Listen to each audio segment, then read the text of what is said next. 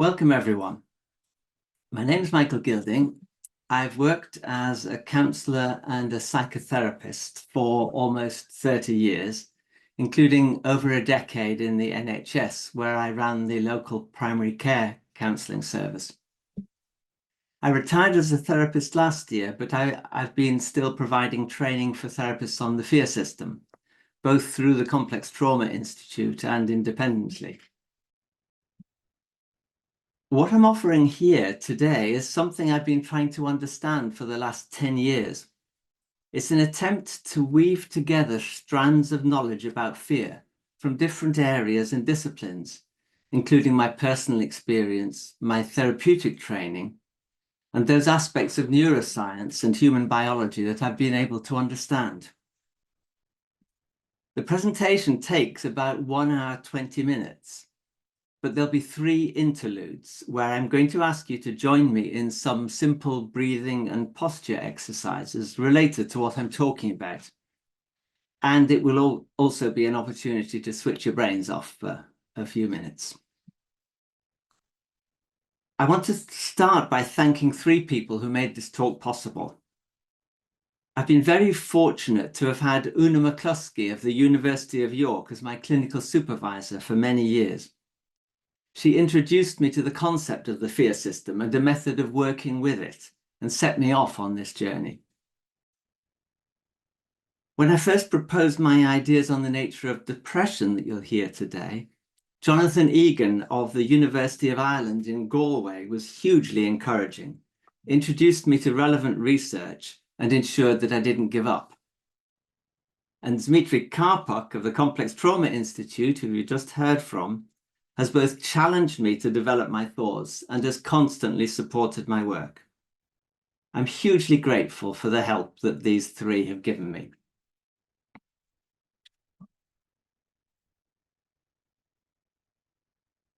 Right, I'm just going to share screen now.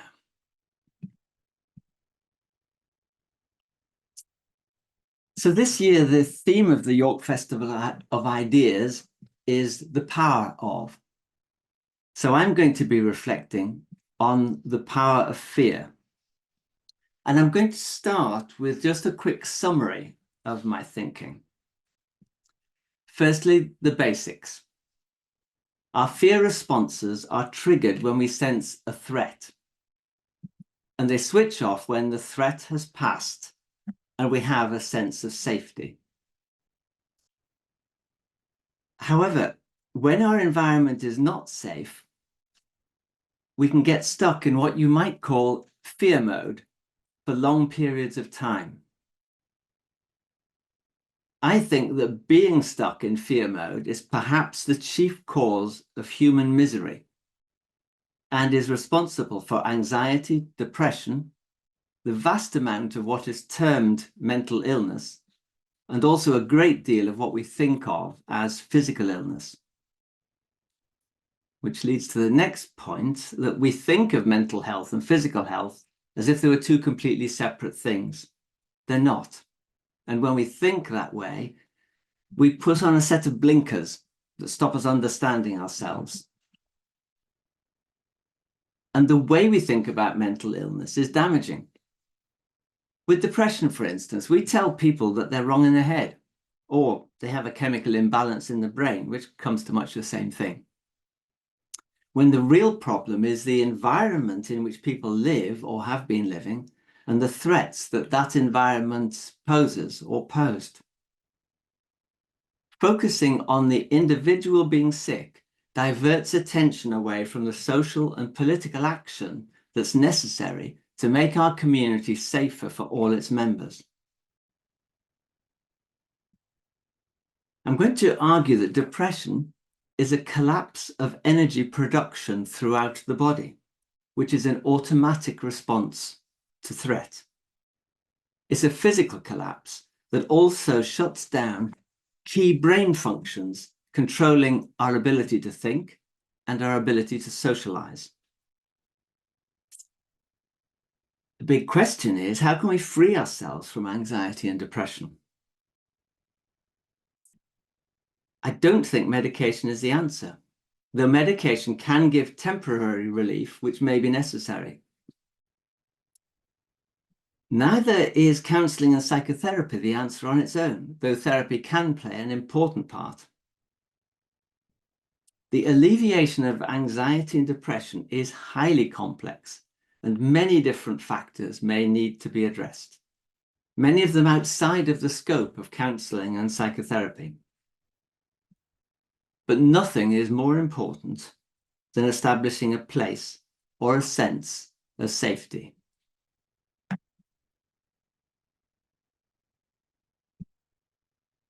Just going to stop share here. Now, I'd like a bit of feedback on what people are hoping to get from this talk. So we've chosen 12 of you logged in today at random. And in a minute, I'll call your names out and we'll enable your video and microphone so that I can talk to you. I'm kidding. But what I'd like you all to do is to close your eyes and check out what happened in your body just then when you thought you might be asked to speak in public. Did you notice any of these sensations? A faster heartbeat, holding your breath, tensing up, going hot or cold, dry mouth, sweaty palms, feeling sick, legs going weak, frantic thinking, mind going blank, dizzy or faint? Do send a thumbs up if you felt any of those. These sensations are fear system responses. They're muted versions of what happens in the body in life and death encounters, such as those between a predator and its prey in animals, or in humans in, say, a car crash or a violent assault. So at this point, I want to ask you all to do something. Don't worry, it's very simple. Can you all close your eyes again? And can you give all of your attention to your breathing? Simply notice the cooler air you're breathing in and the warmer air you're breathing out. Just a few breaths in and out. Stay with that for a moment.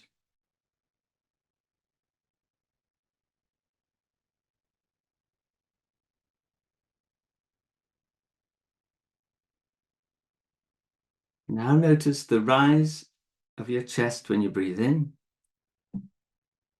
and the fall of your chest when you breathe out. And stay with that for a moment.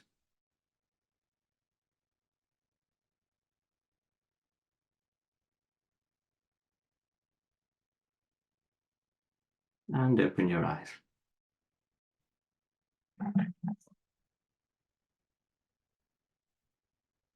So that was a calming exercise, a brief taster of one of the simplest of the many ways to help manage fear responses. Let's look at these responses.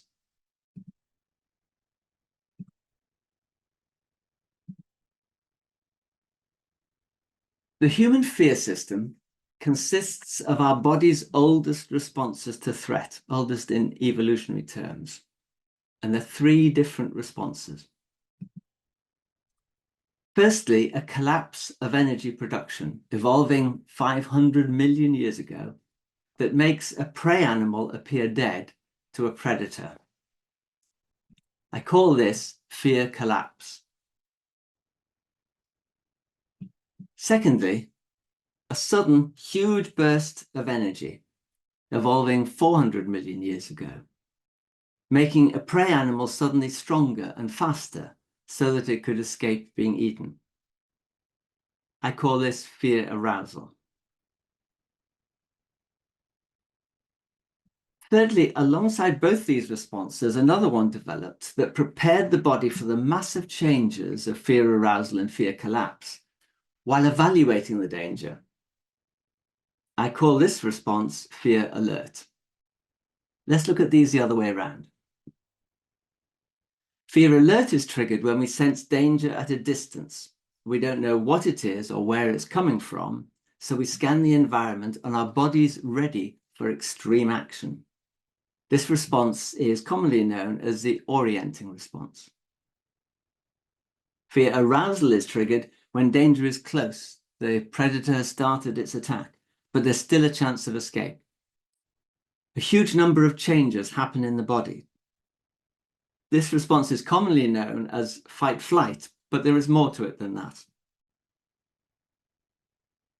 And fear collapse is triggered when the danger is so close that there seems no escape. The predator has seized its prey. In humans, it's likely to activate most powerfully when a state of terror is combined with a feeling of being trapped. That's why it's experienced frequently in the case of rape. This is also called immobility or the tonic immobility response. So we have evaluating the danger and preparing for action, fear alert. Huge energy boost to escape from danger, fear arousal. Sudden energy shutdown, the last chance saloon, fear collapse. I'm going to show some video clips of fear arousal and fear collapse in animals. Now, sometimes I find that when I stream this material on Zoom, sometimes it works okay. Sometimes it streams really slowly and an awful lot of the detail is lost and you'll just see slight changes from one to the other. I'm going to, in case that's happening for you, I'm going to describe what's happening as we go through the video, but I also recommend afterwards looking at the full videos that these are coming from, and you'll find these on my website. And I think Dimitri is going to pop that onto the chat. So if the videos don't make sense to you, just log into that afterwards and you'll have the full detail. So in this first clip, we see an antelope in fear collapse having been caught by a cheetah. But as a hyena comes and it chases the cheetah off because the cheetah's exhausted and the hyena is about to rip into the antelope's stomach. But the cheetah's too close, so the hyena has to chase him off. Now watch the right-hand side of the screen carefully. And you see the antelope go immediately from fear collapse into fear arousal and escape, gets away. And in this next series of clips, a leopard has caught an antelope, and the antelope is in fear collapse. You can see the open eyes there, and the flop of the neck when the leopard lets go. But the leopard gets chased away by baboons, who are not fond of leopards, and baboons are no threat to the antelope. So here we see the antelope lying in a state of collapse, but this is now a safe place. And after a few minutes, these are just very brief clips taken out. Can you see the abdomen starting to rise and fall? We've got the start of a deep, spontaneous breathing. And after a bit, that turns into a shuddering. And in the full video, this goes on for a minute in the full video, going then into a sort of milder shaking for a bit. And then all of a sudden, the antelope is just off and away.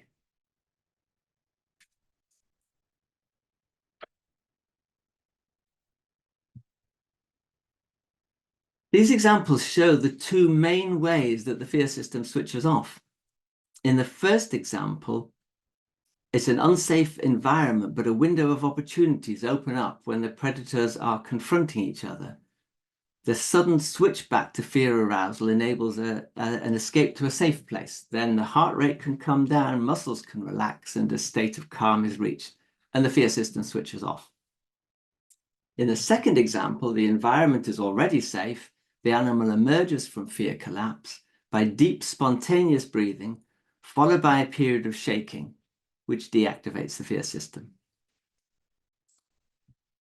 You might be thinking, this is about a bunch of animals. What's it got to do with me? Well, firstly, humans are animals.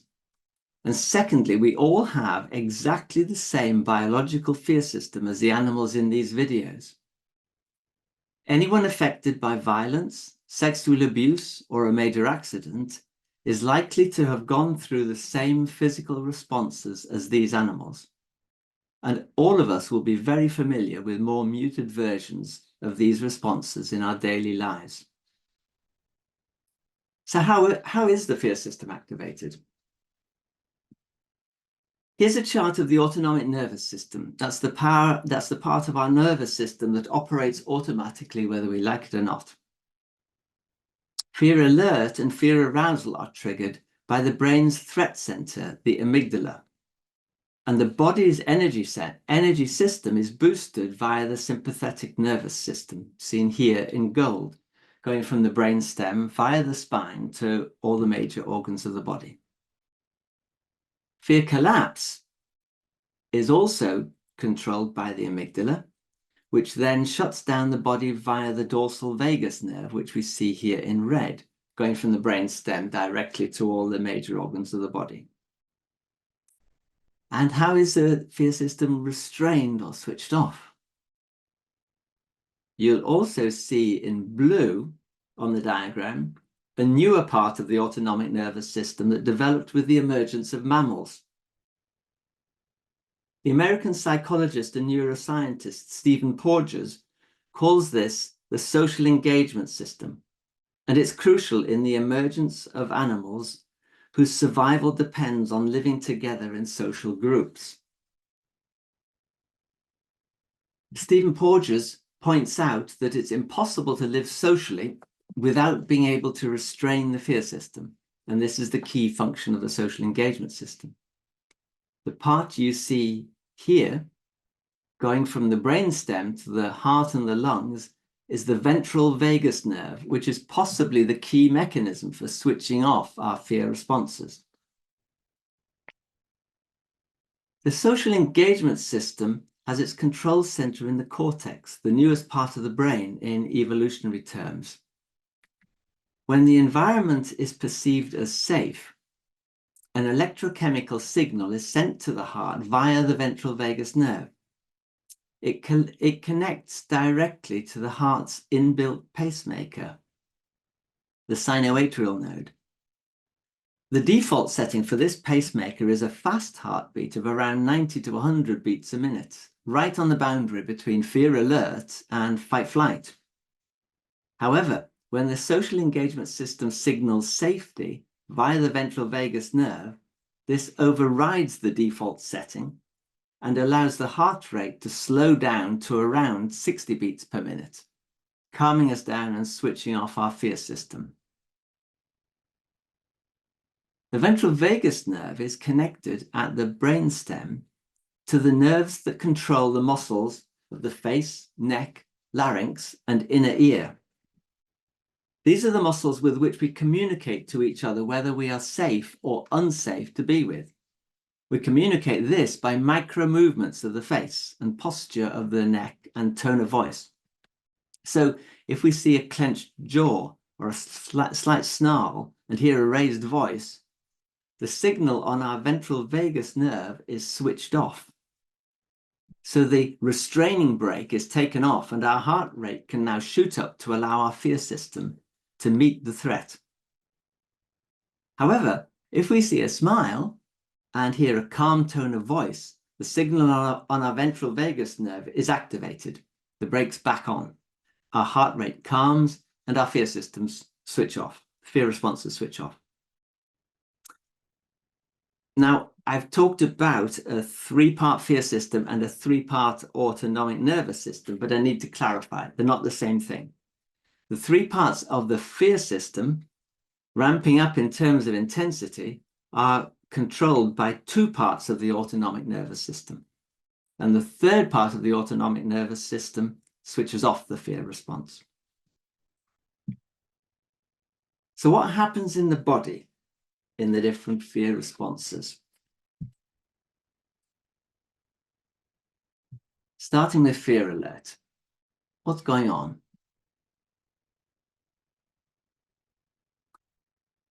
When we sense danger, but we don't know quite what it is, we usually keep very still so as not to be spotted and hold our breath to be able to hear better. Our heart rate rises and our hearing eyesight, and sense of smell become more acute so we can track the danger. Also, our startle response is heightened. There's two bits to this. First is that the signal in the nerves which control the muscles of the arms and legs is increased, so there's plenty of power to move off quickly.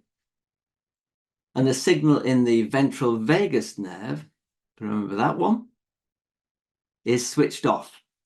So the body is in a volatile state where it's ready to go straight into the extreme action of fight and flight with nothing getting in the way.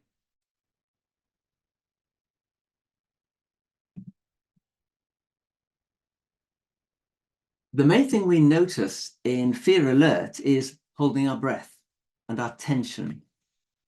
Our thinking capacity is entirely focused on the potential threat, and we feel on edge and wary.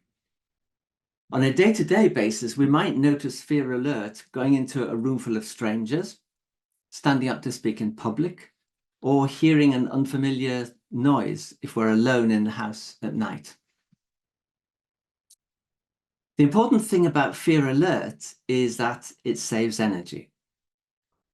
Fear arousal uses up a huge amount of energy. If prey animals such as antelopes went into full fear arousal every time there was the slightest hint of danger, they'd all be lying exhausted on the ground at the end of the day, and the predators would just need to stroll up and collect their food. So fear alert provides a checking out state where the body is readied for extreme life-saving action, but there's no big commitment of energy. So we can very quickly revert to a calm state. And that's a key point, because if we can look out for the sensations of fear alert in ourselves or in anyone we're trying to help, we can quickly get back to calm and avoid going into fear arousal, which could take the best part of an hour to recover from. All we might need is a slight movement of the body just to break the tension and a deep sigh. And we step back from fear alert.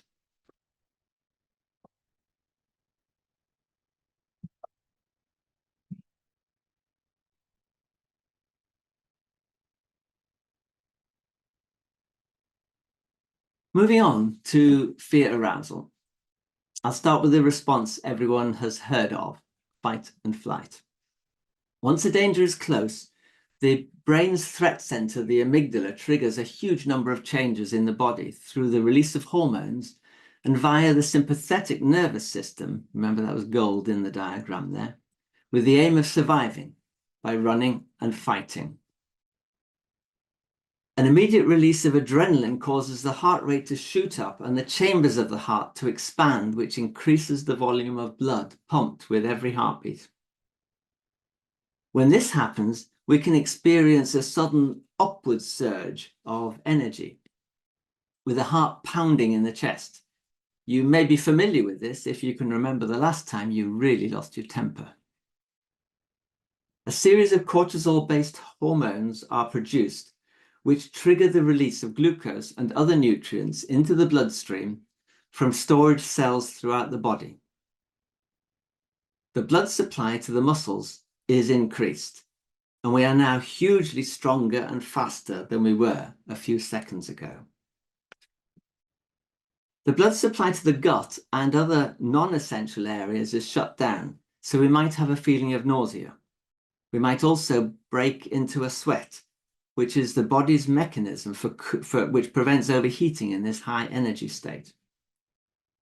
We sometimes notice that our mouth goes dry.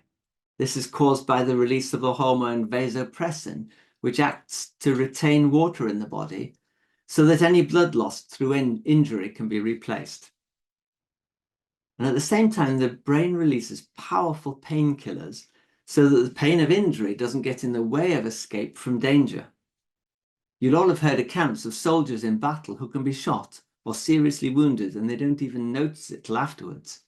That's how powerful the numbing effect of fear arousal can be.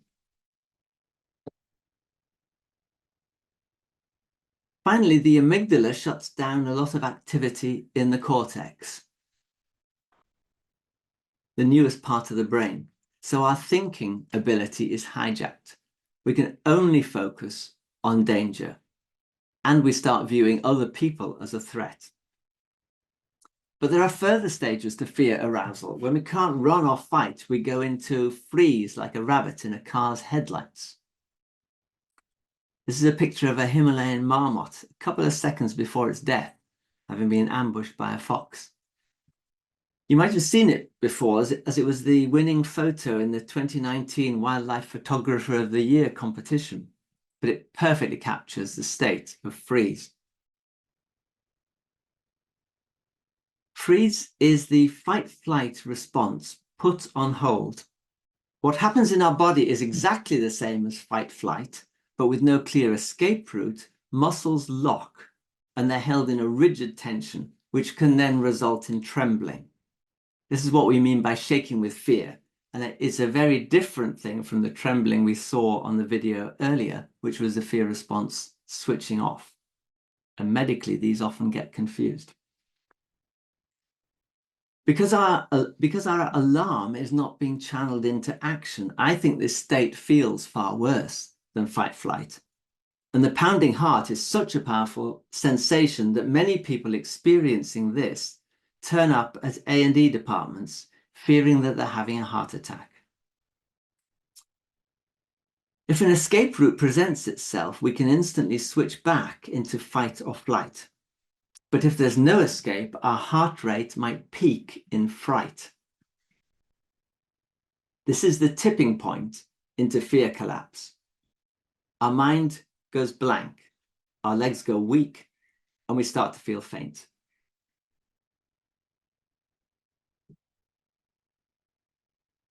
Fear collapse triggers when the fear arousal has failed and death seems imminent. The body goes into shutdown. So what's happening? It's triggered by the brain's threat center, the amygdala, and powerful painkillers are released into the bloodstream that induce drowsiness and numbness. The dorsal vagus nerve, remember this one colored red in the diagram, triggers a sudden drop in blood pressure by widening key blood vessels, which is also what happens in a faint.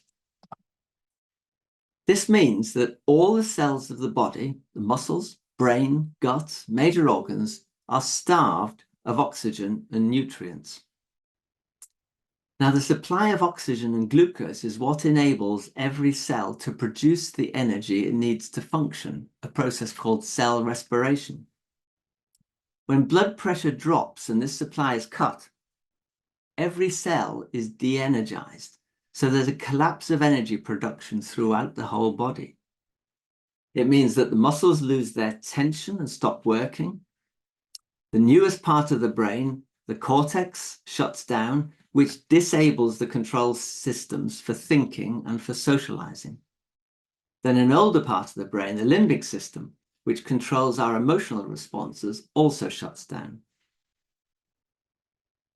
The full activation of fear collapse means that a prey animal suddenly collapses and appears to be dead, lying limp and unresponsive on the ground, often with the eyes open, as we saw in the video clip, and showing little signs of breathing. This physical collapse serves as a key survival strategy because it stops the predator's attack, and this can then open up a window of opportunity for escape, as we've just seen. One thing to reflect on here: if we should have the misfortune of being attacked by a large wild animal, there's a likelihood we wouldn't feel pain and we wouldn't feel afraid. The African explorer David Livingstone was attacked by a lion and described the experience of having his shoulder clamped in a lion's jaws as follows. It caused a sort of dreaminess in which there was no sense of pain nor feeling of terror, though quite conscious of all that was happening.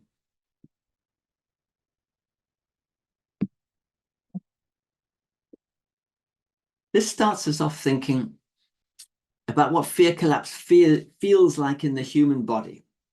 We experience it as a downward drop in energy or a sinking feeling. So whenever we have a real sinking feeling, particularly a sudden one, it could well indicate fear collapse. We feel faint, our posture slumps, and our muscles feel heavy as lead.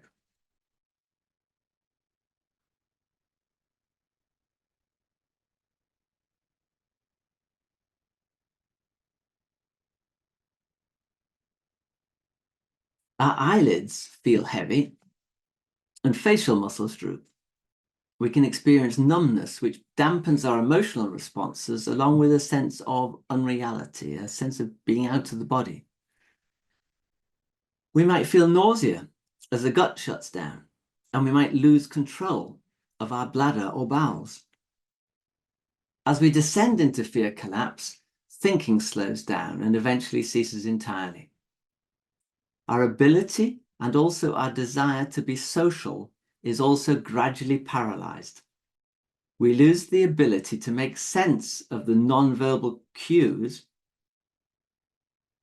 and we can also lose the ability to pick out the human voice from background noise, so we can't properly hear, process, or recall what's being said to us. And finally, we lose all emotional responses, including our sense of fear, and we move from feeling faint and lethargic into physical collapse. Those who have been involved in serious accidents or have suffered violent assault or rape will very likely have experienced a full fear collapse. I believe, however, that most of us are familiar with less extreme forms of this, and I'm going to be arguing that low mood and depression are experiences of fear collapse. So far, I've described these three aspects of the fear system as if they were separate static states. However, in real life, they can be very fast moving, switching from one state to the other, just as we saw in the antelope video. Here's an example from Jeanette Winterson's autobiography, Why Be Happy When You Could Be Normal? She's describing a real setback when trying to trace her biological parents. She received a letter containing a cursory bureaucratic response to her application. Applicant should fill in the usual form and refer back. This is what she writes.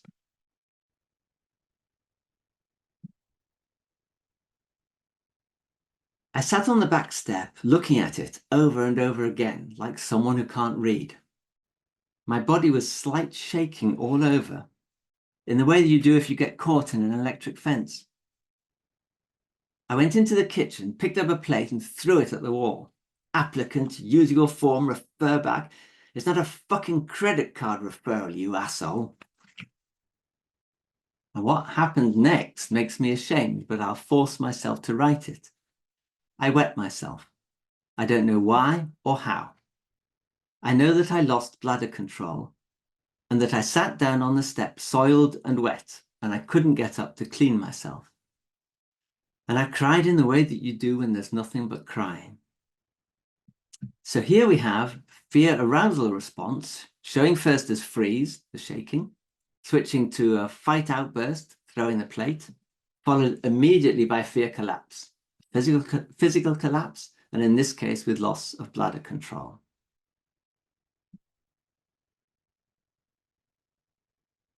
Now, let's pause for a couple of minutes and have a rest from listening, switch our brains off. And let's play about with posture. If you have back or mobility problems, just completely ignore anything that I'm saying. But otherwise, could you all stand up and shift your weight from foot to foot, just move the weight from side to side, roll your shoulders backwards a few times just to get rid of any tension and tiredness, and then roll them forward. Now, sit back down, but what I'd like you to do is to slightly slump in the chair. So droop, shoulders down, head drooped. Just hold that posture a minute. And check out your mood. What are you feeling like?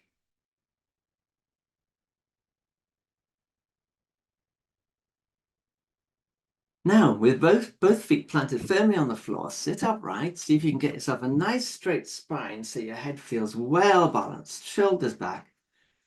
Take a deep breath right down into the stomach. Hold that posture for a moment. Check out your mood. What do you feel like in your body?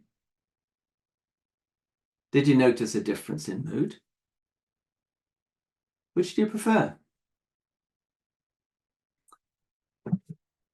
Let's move on.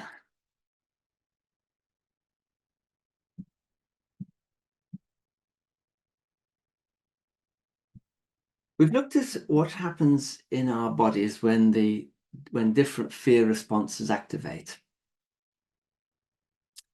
If they can switch off once the threat has passed, there is no subsequent trauma, no ongoing problem. However, when fear system responses can't switch off, this causes a huge number of problems. Our fear system evolved from the conflict between prey and predator, and in that context, most attacks or chases don't last long. Within a few minutes, the prey is either dead or has escaped to a place of safety. So our fear system is not designed for prolonged periods of activation. And where there are threats that last for, say, over an hour, without a place of safety being available, the fear system itself can start to become dysfunctional. The very biological mechanisms that can switch it off start to fail, and we can be left in a state of chronic fear activation. So that's what I was referring to right at the start of my talk when I said that much human misery derived from being stuck in fear mode for long periods of time. The key factor is safety. If there is no place of safety in the aftermath of a serious threat, the fear system cannot switch off. Remember the first video of the antelope that got away? This is what this episode would look like on a graph. The antelope would have started in a place of calm and gone into fear alert when danger was sensed, and then into fight flight when the cheetah attacked. At the moment of capture, heart rate would peak in fright, followed by an immobility collapse. Then, once an opportunity for escape arose, there was a sudden switch back into fight flight, and the antelope escaped to a place of safety where it could rest until a state of calm was reached. That's what it looks like when the fear system can switch off. However, when there's no place of safety in the aftermath of a threat, the body can't calm and the fear system doesn't switch off. And this is illustrated in my next graph. The first part is identical to the previous one. However, in the absence of a place of safety and calming, we remain in fear alert. In this state, the nervous system is much more volatile, and even less serious threats can trigger further states of arousal or collapse that again only resolve into fear alert. In this way, an ongoing cycle can be established, a roller coaster effect, which can repeat continuously at any indication of threat, whether it's serious or not, whether it's real or imagined. Now, animals can get stuck in fear mode, but they don't last long in the wild. We humans are more likely to get stuck in fear mode, and I'll mention 3 reasons why. Firstly, we are highly social beings and we're dependent on the care of others for many years, so rejection or abandonment by those closest to us is sensed as a life and death matter and activates our fear system just as powerfully as a life-threatening physical attack.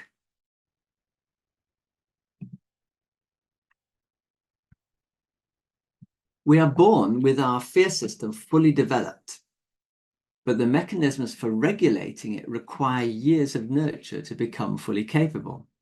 As babies, we rely entirely on our parents or other caregivers to regulate our fear responses. And they do this by being attuned to our needs, responding quickly to cries of distress, meeting our needs, calming our fears. Over time, this trains and strengthens our social engagement system. We learn to regulate our own fear. We learn to seek help from others when we need it. However, those who suffer neglect, cruelty, violence, and abuse in childhood don't develop a social engagement system that can switch off fear. And there are actually few of us who haven't experienced failures of care from parents or other adults responsible for our care, who are overstressed, unsupported, angry, anxious, or depressed because of the general state of the world that we live in. Lack of timely and attuned care leaves us with a less well-developed social engagement system, more vulnerable to further social blows such as school and workplace bullying or relationship difficulties, and this leaves us more likely to get stuck in fear mode.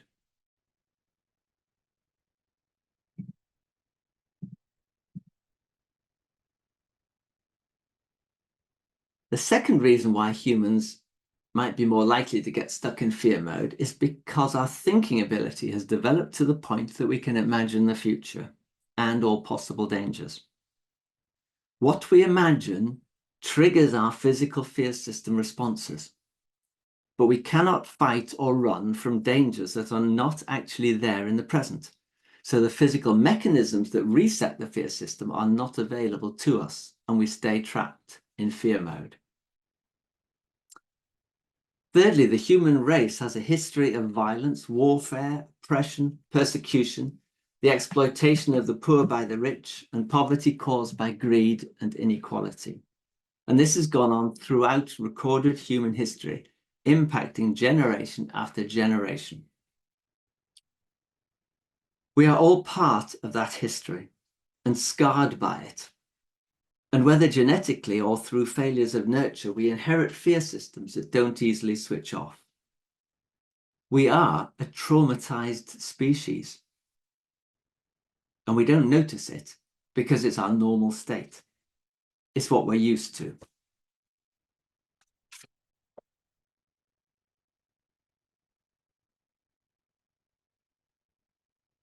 The impact on us when our fear system is chronically active, when we're stuck in fear mode, is huge. It has a detrimental effect on our psychological well-being, our physical health, our patterns of behavior, our patterns of thinking, our ability to relate to others, and at a collective level, our ability to function as a society. In terms of psychological well-being, which we could also describe as emotional turbulence, we can map the states of distress we get into on this roller coaster of the unregulated fear system. Let's just add in the different aspects of fear arousal: fight, flight, freeze, and fright. Now let's superimpose more familiar terms on these fear states.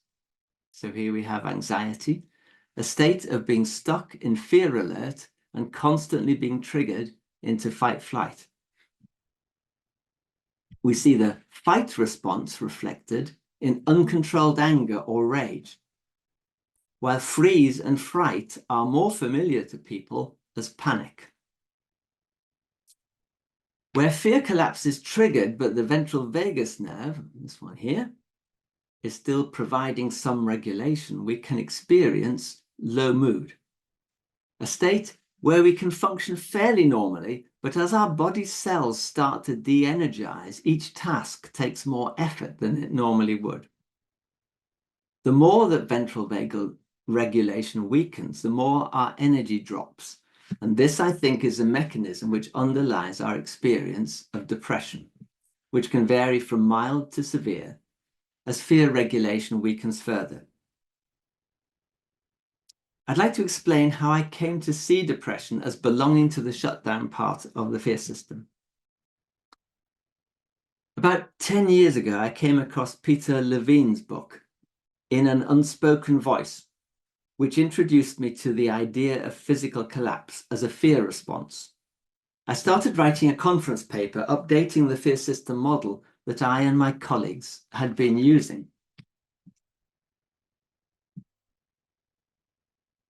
In the process of writing, I had an experience of exactly the same immobility response I was trying to write about. I had a bout of food poisoning, which involved an early morning rush to the loo. And afterwards, I felt really faint and I collapsed onto the bathroom floor. And I lay there, unable to move a muscle. My eyes were open. I could see the pedestal of the hand basin just in front of me. But my mind, which is normally constantly active, was a complete blank.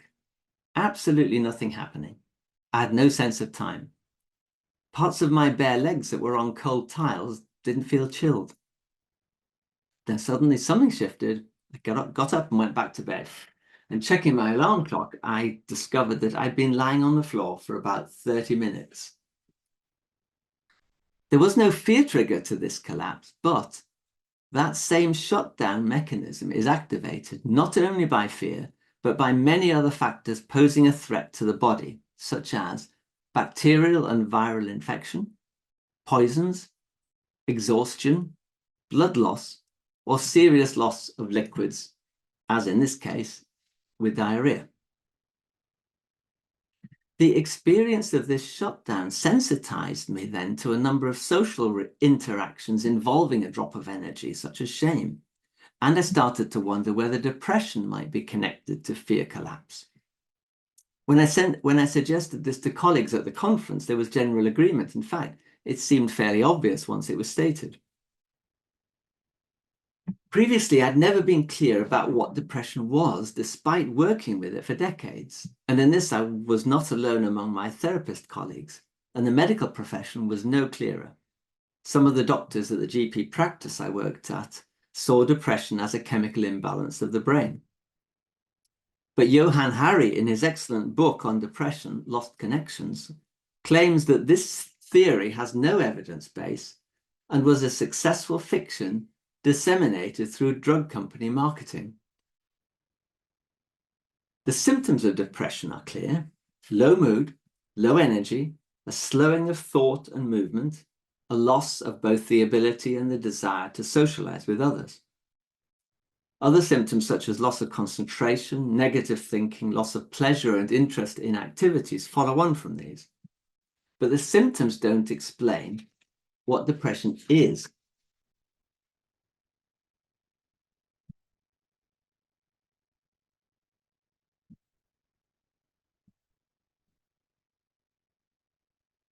However, as soon as you put depression's key biological markers alongside those of fear collapse, you see the parallels.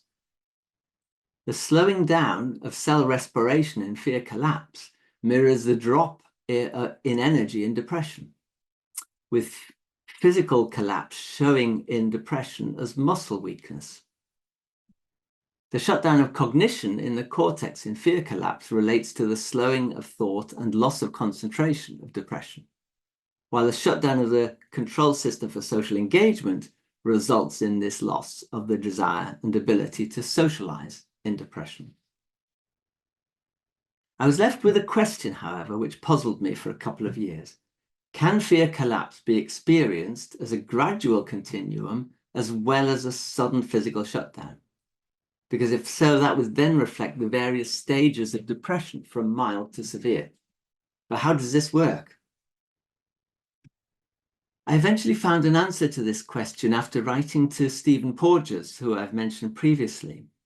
He sent me a pre-publication copy of an article he wrote with Jacek Kolacz, which referred to the fact that the signal on the ventral vagus nerve, which shuts down the fear system, is weakened if it's withdrawn for too long. So when we get stuck in fear mode over long periods of time, the brake becomes less effective at restraining our fear reactions. The metaphor that occurred to me that made sense of this was that our fear system responding to threats was a bit like a barn door flapping in a strong wind. Let's look at this first in the context of the fear system functioning well. If I superimpose this metaphor onto the roller coaster of the fear system, we see it responding to threats by oscillating between fear collapse and fear arousal. Here's a real example.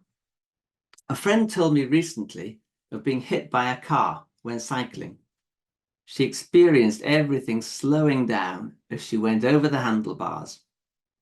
She was even had the time to picture herself in hospital, but she had no fear, and she hit the road without feeling pain. Friendly people helped her to feel safe at the roadside. She noticed her legs were trembling. Her fear system switched off with no subsequent trauma. Here's a made-up example. You're walking your dog through a field of cows and they turn on you and chase you. You let the dog go, run for your life, and you jump the fence like a gazelle. Now you're safe. Your heart's pounding, but your fear system has done its job and you're gradually calm. The ventral vagus nerve now comes into play. Once we start to feel safe, it activates and shuts down the fear system. In this metaphor, the ventral vagus nerve is a bit like a spring on the hinges of the door that can shut the door. In other words, shut the fear system off. When the signal is strong, it's like a spring with full tension that can keep the door shut. Threats that are not life and death will not activate the fear system. Here's a couple of examples. You've applied for a promotion, but just been told that you haven't been shortlisted. That has an impact. There are a few downward wobbles, but you don't collapse. You think, it wasn't my day. I'll have a go next time, another go next time. Or someone says, the boss wants to see you right now. Your heart does a little jump. There are a few upward wobbles, but you don't get too agitated. You take a breath and think, I wonder what that's about. I'll go and find out.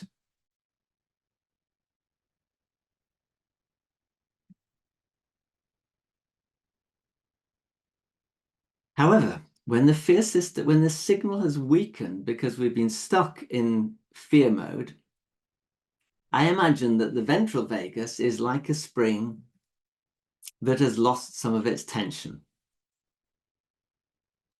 So it can't properly keep the door shut, and less serious threats, like more moderate winds, keep it swinging into fear collapse or fear arousal.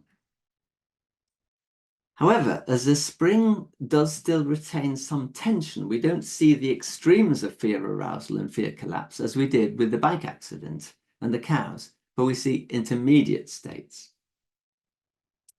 If we've been stuck in fear mode and we hear that we haven't been shortlisted for promotion, our mood might really drop.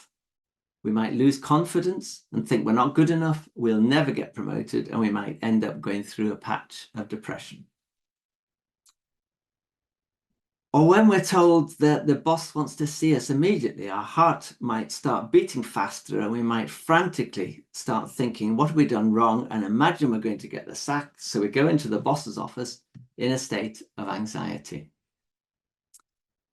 So as I understand it, depression is an intermediate state of fear collapse, and anxiety is an intermediate state of fear arousal. And I see these two as two sides of the same coin, being the most common manifestations of the fear system which has become stuck in fear mode and can't switch off.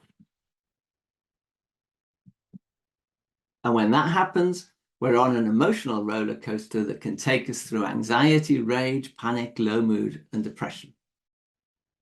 But there's much more that goes wrong.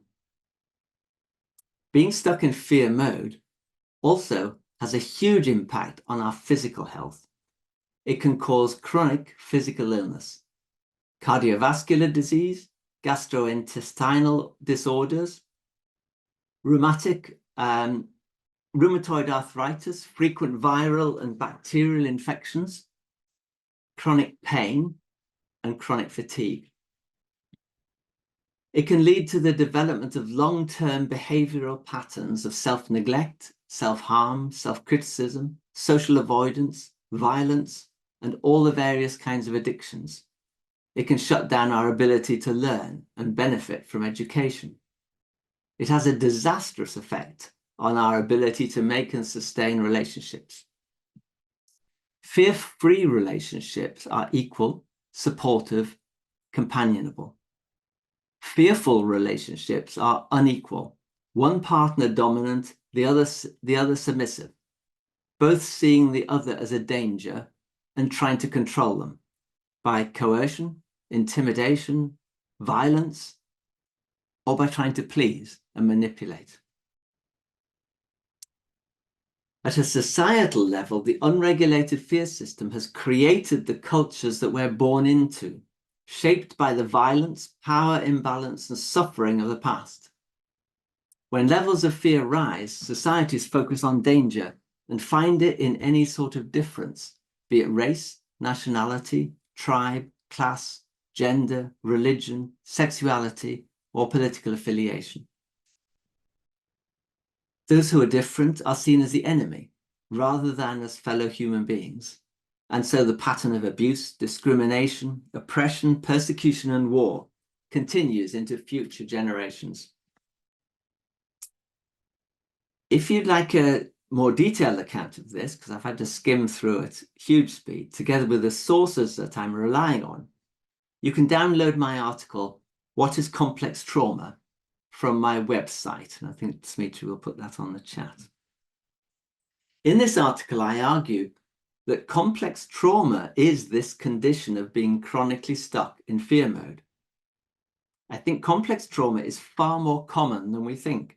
We associate the term with debilitating symptoms that shut down functioning. But I'd refer to those symptoms as severe complex trauma or complex PTSD. In its milder form, I think complex trauma is the normal state of humanity. It doesn't shut down our functioning, but it stops us living fully, and it leaves us prey to anxiety and depression. So I'm going to go back to my previous claim that stuck fear responses are perhaps the chief cause of human misery.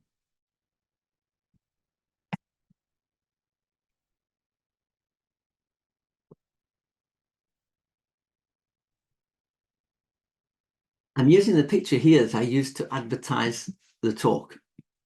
My thanks to my nephew, Oliver Pitt, a gifted illustrator, for allowing me to use it.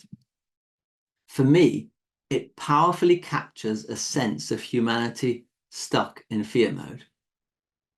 It conveys anxiety, depression, a sense of being trapped, a sense of being diminished, a sense that we are a traumatized species.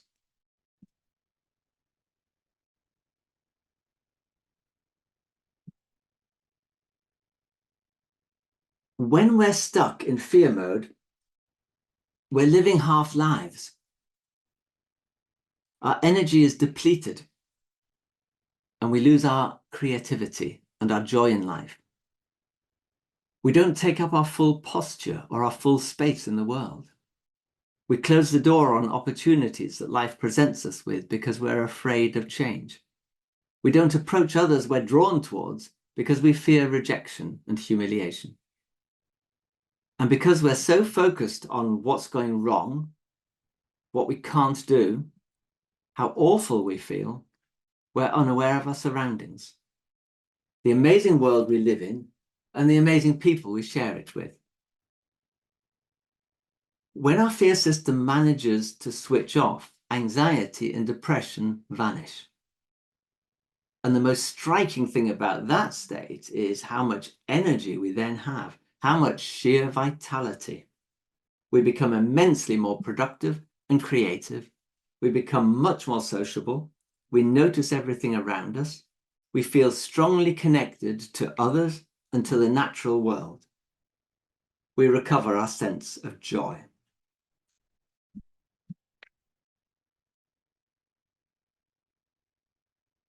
We're nearly there, but we need another short break. So let's stand up again and shift weight from foot to foot just to wake our bodies up a bit and roll our shoulders backwards and forwards. And maybe sway from side to side just to get our bodies working again. After sitting too long. Now sit again, but let your posture slump. I want you to try a type of breathing that will inflate you and recover your posture. So just watch what I'm doing and I'll describe it. And then I'm going to do it again. And I'd like you to do it along with me. So it starts with taking in a very long, slow breath through pursed lips, then breathing out very quickly, but not allowing your posture to collapse when you breathe out. So I start slumped like this and go.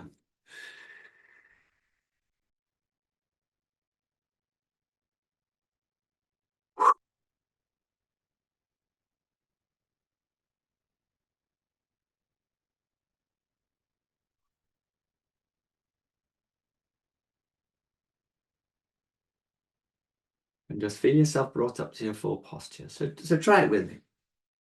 Allow yourself to slump like this. Long breath in through pursed lips.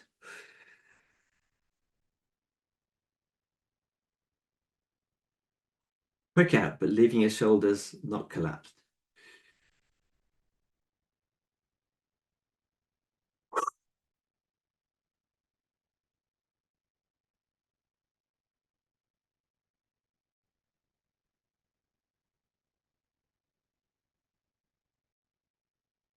And maybe one more time. Just slump down, long breath in, short breath out.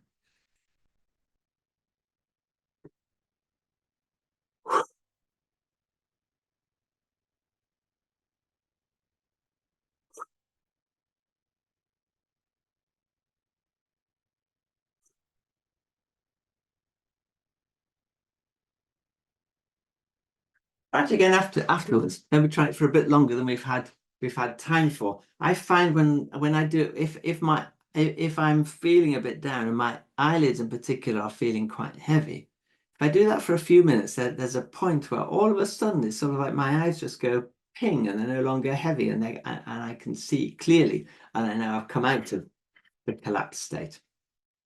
So it's good exercise for waking yourself up and reversing the early stages of a mild fear collapse.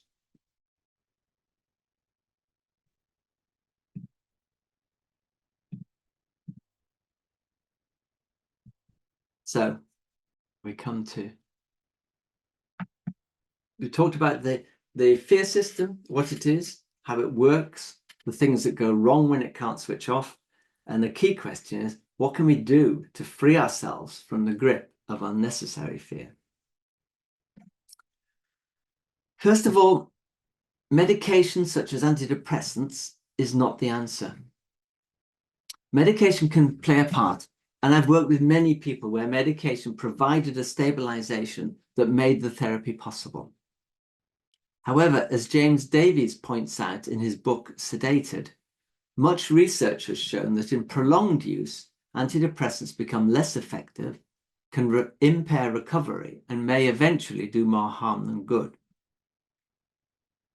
I would strongly recommend this book, which outlines the powerful financial forces which benefit from persuading us that we are ill and keep us as consumers of medication rather than people who can change our world for the better. What about counseling and psychotherapy? I think it can play an important part in freeing ourselves from unnecessary fear, helping to lessen the impact of past trauma, and helping us to explore changes we could make, both to the way we treat ourselves and to our external environment. But therapy is not the whole answer. The more I came to understand the fear system, the more I moved in my therapeutic practice towards working directly with the sensations of the body in order to regulate fear and make change possible. And this helped me to see that much of what needs to happen is outside of the scope of therapy. The key issue is, how do we help the fear systems to switch off? But there might be many factors that are keeping it active. Some of these may relate to the external environment, and some of them need political answers. Some relate to the workplace. It can be an important task of therapy to examine what changes are possible there. But some factors that keep us stuck in fear mode are related to the long-term impact of fear on the body. When we've been stuck in fear for a long time, the tension of fear arousal never relaxes properly, and over time it builds into chronic tension. This keeps our diaphragm tense, which makes it harder to take deep breaths. So we develop habitual shallow breathing, which can help to keep the fear system alive, active. Even if we find ourselves in a place of safety, the body is too tense to use the mechanism for switching off fear that we saw in the antelope video, that is, breathing deeply and shaking. The release of chronic tension might well require quite a number of sessions of sports massage or acupuncture over quite a long period of time. We've seen that when we're in fear mode for too long, the signal on the ventral vagus nerve is weakened. However, any activities which stimulate the signal can strengthen it and thus be effective in reducing fear responses and alleviating anxiety and depression. There's much research that shows that physical exercise increases the signal on the ventral vagus nerve. Daily exercise, such as a 30-minute walk, supplemented by episodes of intensive exercise, is the bedrock of a lifestyle that can reduce the symptoms of anxiety and depression. There's good evidence that a regular practice of meditation or yoga stimulates the signal on the ventral vagus nerve and alleviates the symptoms of anxiety and depression. I'm sure that the slowing down of breathing involved can play a part in this, but I'm also sure that isn't the full picture. A number of meditation practices, for example, give focused attention to sensations on all parts of the body. And I know that from my own therapy practice, there's a technique of helping someone to pay very close attention to the various sensations in the body connected with trauma for protracted periods of time, which can lead to significant release of tension and reduction in the symptoms of anxiety and depression. So the same effect can be seen as the same effect that can be seen as a result of a regular practice of meditation. Breathing is very important in the regulation of fear responses. When we breathe in, our heart rate rises, and while we're breathing out, our heart rate is falling. This means we can use breathing to slightly raise or lower our heart rate in order to help regulate our fear responses.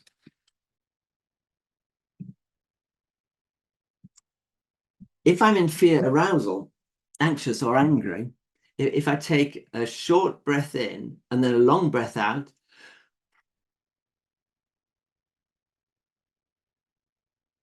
and keep repeating this, my heart rate will gradually lower and I can come to a calmer and less fearful place. That's one of the reasons singing is good for you. It's exactly that same pattern of breathing. If I'm feeling energyless and a bit low, if I take a long breath in and a short breath out, just as we did a few minutes ago, and keep repeating it, then my heart rate will rise and I'll feel more active and my mood will improve. When our mind's not working properly because of fear, it can be very hard to remember whether the longer breath is in or out. So one of the very simplest exercises is just to slow the breath down with in and out breaths the same length. There are limits to what we can do with breathing, however. It won't work starting to practice breathing techniques when we're in a panic. Breathing exercises work best by practicing in periods of calm, with the aim of changing habitual patterns of breathing. But so much depends on the intensity of your practice. Let me give you an example. I worked with a young military veteran with a long history of trauma, including being in a vehicle blown up by a roadside bomb. He came to me because his wife had thrown him out because he kept losing his temper and shouting at the children. I started with the simplest exercise, just slowing down his breath. His breathing was very fast and shallow, so we gradually practiced lengthening the time of each breath until he could slow his breathing down to 4 seconds for each in-breath and 4 seconds for each out-breath. Then I proposed he went about this like a military drill that he was very well acquainted with, and not just once or twice a day, but 20 or 30 times a day, getting in a few minutes practice in every possible gap. There was then a gap of about 3 weeks before I saw him. When I did, he was beside himself with delight. His young son had wet himself, and previously this had been a key trigger for his rage, because his own father had beaten him when he wet the bed. This time he didn't get angry. He just said, "Oh dear, let's get you cleaned up." And he described his son just looking at him with disbelief. "Aren't you going to shout at me, Dad?" I was delighted, but I was also a bit shocked, and I was disbelieving and wondered how long it would last. And having got what he came for, my client then finished at that stage. But 6 months later, his wife contacted me and told me his anger was still well under control and she could completely trust him to look after the children. That encounter really shook up my thinking, and it made me realize I'd just been playing around the edges with breath work. And this was reinforced for me when I went on a 10-day meditation course after my retirement. Now, this was a course that I'd avoided for a long time because it was so hardcore. 10 days of complete silence, no mobile phones, no contact with the outside world, no reading materials, no writing materials, getting up at 4 a.m. each morning with over 10 hours meditation a day. But the 10 days was a complete nervous system reset. I went there with my energy a bit low, a bit irritable and wrapped up in myself. I came back calmer, more present to others, more aware of what was needed around the house, and with so much more energy for getting on with the work I wanted to do.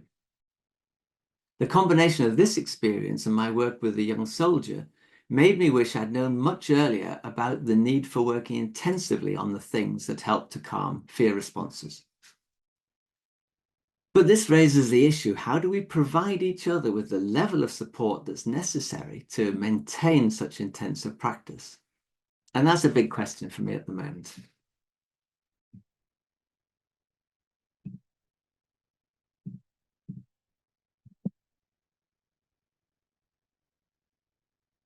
We've looked at the social engagement system as a key regulator of our fear responses.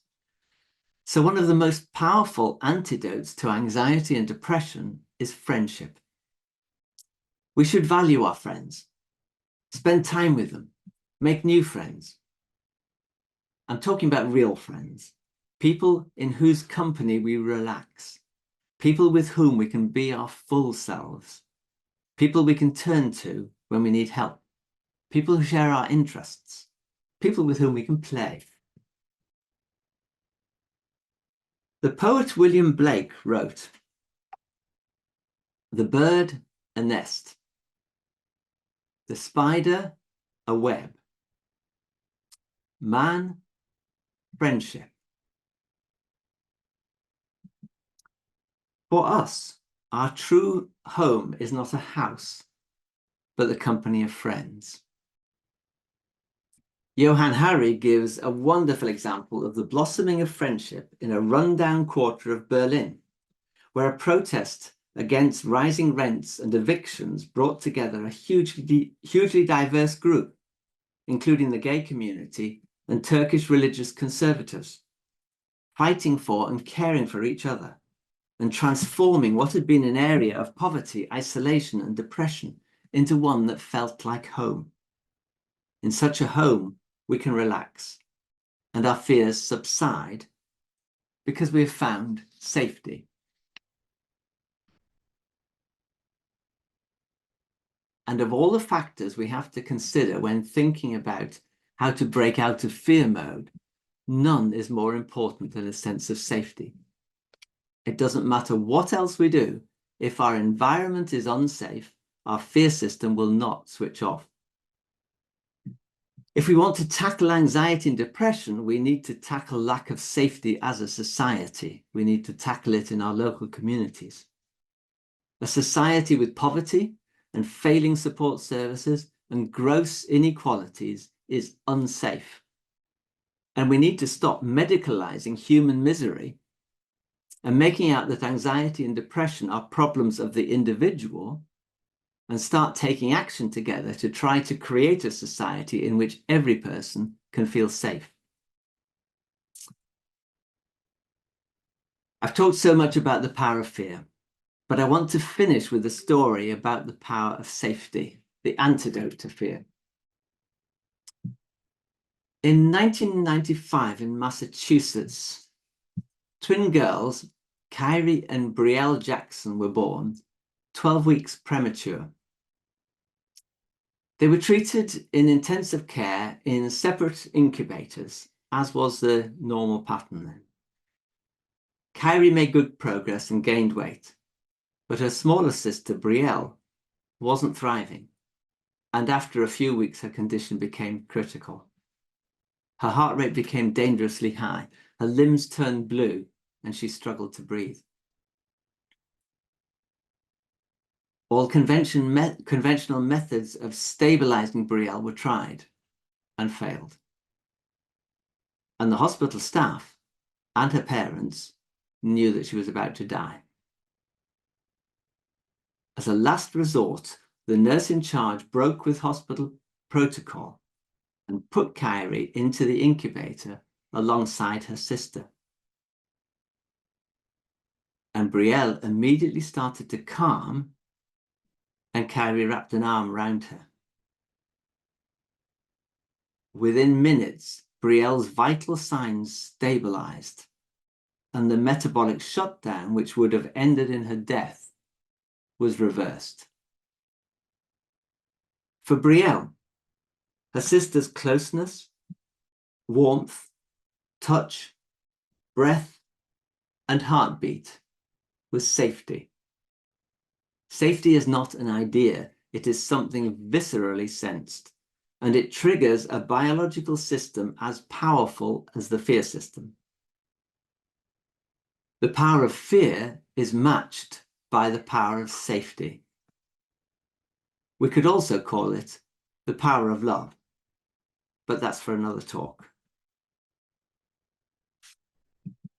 Thank you for listening.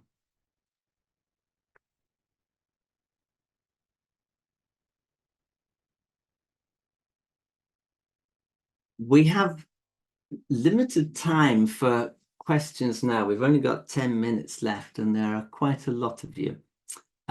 So I'll take one or two questions now. But if you could write any questions you have on chat, I'm running another session on Thursday, the 4th of July, just for follow-up Q&A from this session, from 3:30 to 4:30. And if you pop your questions on chat now, I'll try to answer as many of those during that session. If you can't make that time, don't worry, you'll be sent a link for the 4th of July, but you can access that link at any time of your choosing after the 4th of July. Yes, Michael. So we have a few questions. I hope you will answer them. Well, I'm looking for questions. Number one, how does this model apply to autistic people?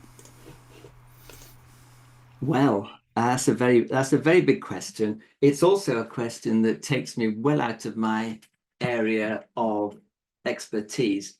I think that the model of the fear system and the way that we're affected by the fear system applies in exactly the same way.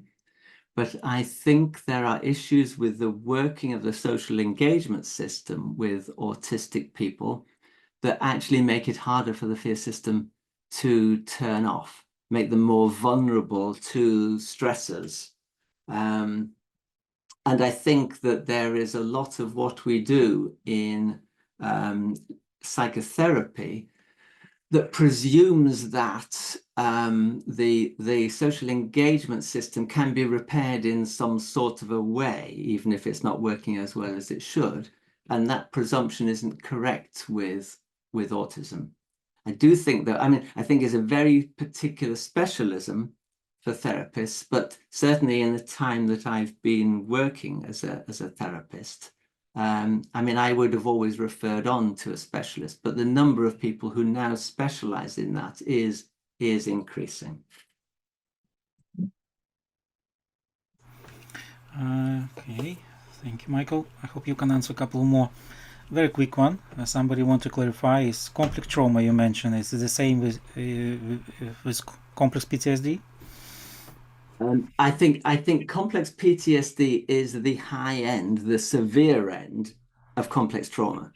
The way I see it is trauma is what happens when there's been a threat, the fear system is activated, but because of lack of safety afterwards, the fear system doesn't switch off. So one is left with PTSD-like symptoms. But where you have a simple trauma, let's say there's not a big history of trauma. This is someone, a fairly well-functioning adult, and say a car accident happens, and you get trauma symptoms and nightmares and flashbacks and all sorts. You can actually work quite quickly with it using, say, a method like EMDR. And within a very short space of time, you can help the fear system to shut down, and then that's all sorted. Complex trauma is where and this is usually stuff that belongs to childhood or has been going on for a very long time, where there is no safety afterwards. There's then no safety, and then more things go wrong, and the fear system stays active for long periods of time, and then it really starts to affect the biological mechanisms that switch off the fear system. It starts to affect relationships. So there's just a wider and wider problem of things going wrong. But I think we can see it from sort of mild to really severe. And I think complex trauma is the human condition because we are born into a world of trauma. So it's the same, complex trauma, complex PTSD. Yes, Yes, basically we're just talking levels of severity. Okay. Next one. I was wondering how this model works with predators and abusers. Do they do the fear arousal or something different? How would you explain? So how it works with how abusers? Does it work with abusers? Yeah. So when I think it's a particularly severe cases of being trapped in fear from very early on, and therefore always acting out of fear, or never having access to the social engagement system. So the thing about when you are in fear, you see the other as the danger. You see them as other. You see them as not like you. When you're operating that way, you're operating as an individual. Not as a member of society. And I think that's a particularly severe sort of that.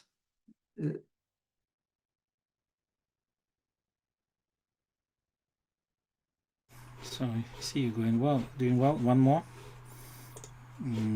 So, Michael, would you suggest that addressing cognitions, for example, in CBT, is superfluous to the treatment of fear arousal, and we could solely focus on physiological aspects? I'll translate. So, do we go straight away to physiological aspects, really? Is it superior? I think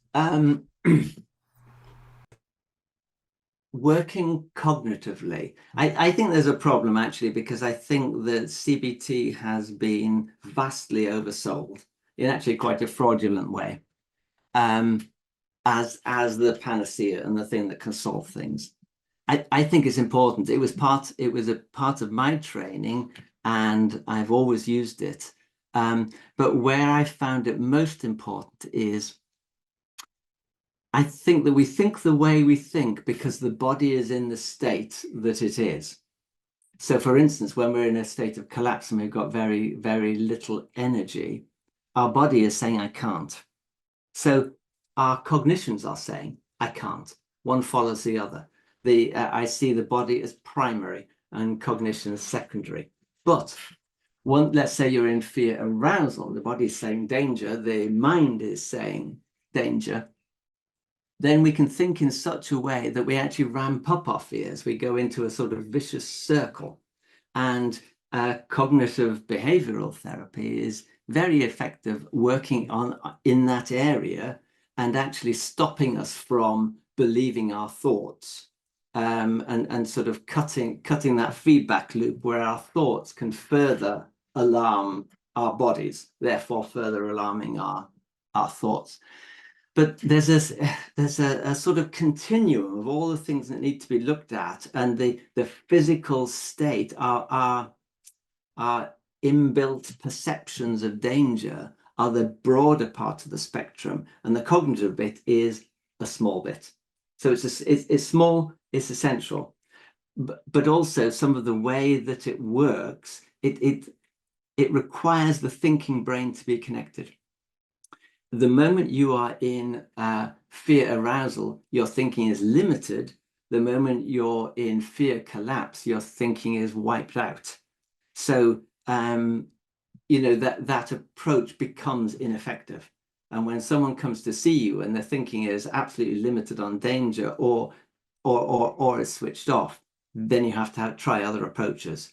So you just have to. I suppose I see a therapist has two jobs. One is you help people to explore so that they can find out how to live more fully. The other is that you regulate their fear responses. But people can't explore if they're in fear. So you have two jobs. Do I need to regulate fear? Do I help someone explore? And the first job of a therapist is to work out which is it. And if someone comes when their mind's working properly and they can engage personally and they can think, great, you just sit back and help them explore and just cheer from the sidelines and prompt and that.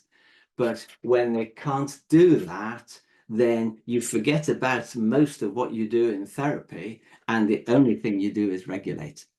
You sort out posture and breathing, and you just you have to work. And sometimes it can take weeks, months, years to get someone to a point where they feel safe enough being with another person for then therapy to start to work. Michael, shame. We have many questions. It's lots of interesting questions. Practical one, maybe one more. Okay. Yes. Because just a practical, very practical one, and a lot of practical questions. So, how can someone who refuses to trust people make friends and find their safety? And there are many similar questions actually. So, what exactly we need to do to find safety and I mean, that is a huge question. That you can't do it easily. People are only going to start trusting when they have reason to trust. And because if people who have cared, well, if people who've been responsible for their care have been untrustworthy, why would they trust? So they have to have a new experience, but it's very difficult to have a new experience when you can't trust. So it just has to happen really, really slowly. And you have to work really gently. And you have to not probe, question, whatever, or be a danger. Sometimes it's like, if you let's say you have a wild animal, and we're all animals, so we're wild animals when we're in these fear states. You have to sit down beside a wild animal and look in a completely different direction and say nothing for ages and just allow them to get used to you. It's that sort of approach that we might need.